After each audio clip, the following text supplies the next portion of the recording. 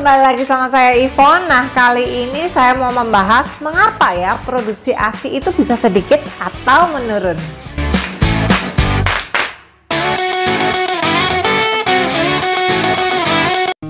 Oke, kali ini saya sudah rangkum 8 hal yang menyebabkan ASI dapat menurun ataupun menjadi sedikit.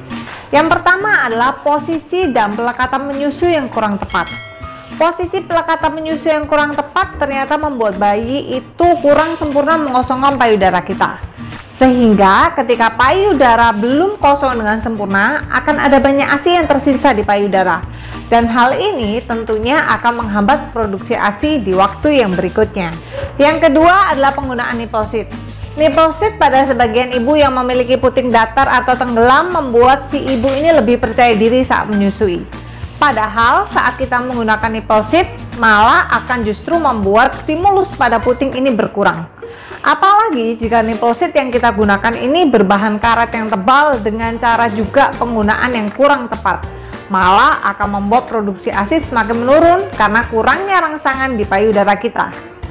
Yang ketiga adalah bayi yang cenderung sering tidur. Bayi yang baru lahir umumnya mereka sering sekali tidur.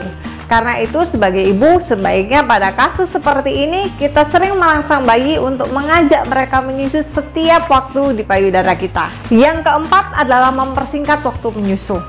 Seringkali banyak ibu yang kadang menghentikan waktu menyusu ketika bayi belum puas menyusu di payudara ibu. Atau bahkan ibu terlalu terburu-buru memindahkan bayi ke payudara yang sebelahnya lagi. Padahal kegiatan seperti ini dapat membuat ASI tersisa banyak di payudara sehingga membuat produksi ASI di waktu yang berikutnya menjadi terhambat. Yang kelima, gangguan kesehatan pada bayi.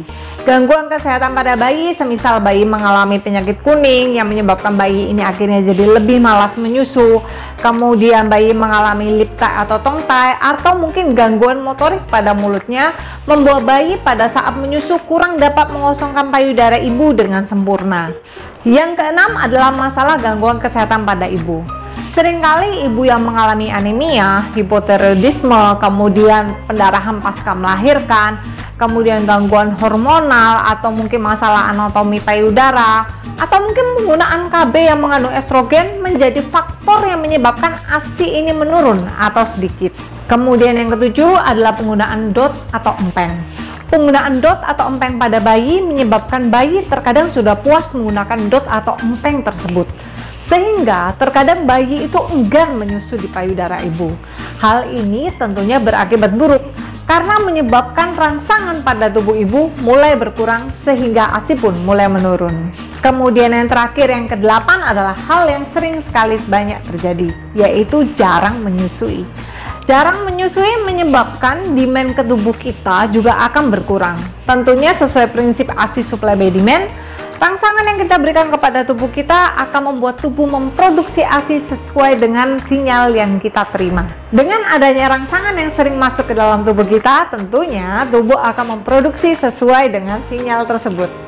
Lalu, bagaimana jika produksi ASI sudah mulai berkurang? Tentunya mami nggak perlu khawatir, karena kita bisa bantu menggunakan alat perah loh untuk menaikkan produksi ASI ini kembali. Yang pertama adalah mami bisa memompa setelah menyusui. Sehingga ketika mami memompa setelah menyusui, payudara akan lebih kosong dan membuat tubuh akan memproduksi ASI lebih banyak lagi. Yang kedua, bisa juga mami memompa di sela-sela waktu mami menyusui. Kemudian yang ketiga, mami bisa memompa ekstra sering selama 2-3 hari dengan jeda 1 jam sekali dengan durasi mompa 5-10 menit. Nah, sekian pembahasan sharing kali ini. Sampai jumpa di sharing-sharing berikutnya. Tetap semangat mengasihi. ASI with Love.